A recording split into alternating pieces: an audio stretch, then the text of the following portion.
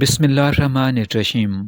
اللہ پاک کے نام سے شروع جو نہایت مہربان اور رحم فرمانے والا ہے۔ ناظرین، سونف کا پانی پینے سے دماغ کو سکون ملتا ہے اور موٹاپا کم کرتا ہے۔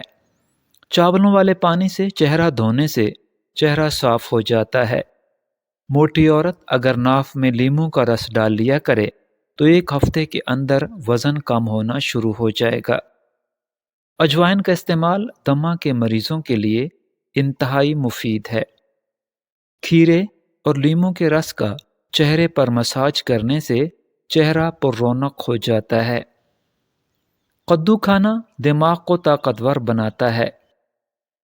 اگر خواب میں کسی کی بارات دیکھیں تو یہ کسی اپنے کی موت ہونے کی نشانی ہے۔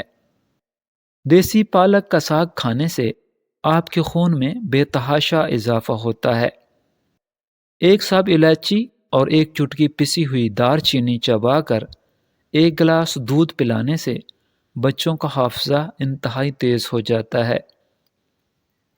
چاولوں کو دم آنے کے بعد چمچے کی بجائے پلیٹ سے ڈش میں نکالنے سے چاول کبھی ٹوٹیں گے نہیں۔ اگر گلے میں خراش ہو تو کالی مرچ چبانے سے افاقہ ہو جاتا ہے۔ آنتوں اور پیشاب کی نالی کی سوزش کے لیے سفید زیرہ انتہائی فائدہ مند ہے۔ تارا میرا کے تیل کا مسلسل استعمال آپ کے بالوں کو سیاہ کرتا ہے۔ مرچ سیاہ یرقان کے لیے بے مثال دوا ہے۔ اگر حلق میں مچھلی کا کانٹا پھنس جائے تو کچا انڈا پھینٹ کر پی لیں، کانٹا نکل جائے گا۔ آنکھ کا دودھ پیلے جرکان کے لیے اعلیٰ درجے کی دوا ہے۔ میتھی کا ساگ ہڈیوں کی کمزوری اور خون کی کمی کو دور کرتا ہے۔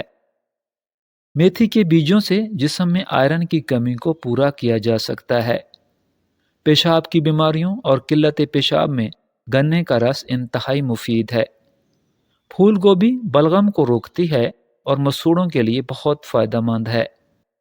اگر کسی کو گیس یا ہاضمہ کی شکایت ہو تو وہ اجوائن پیس کر اسے تقریباً آدھی مقدار کالا نمک مکس کر کے رکھ لیں، کھانے کے بعد آدھا چمچ چائے والا کھائیں، انشاءاللہ ہاضمہ درست رہے گا۔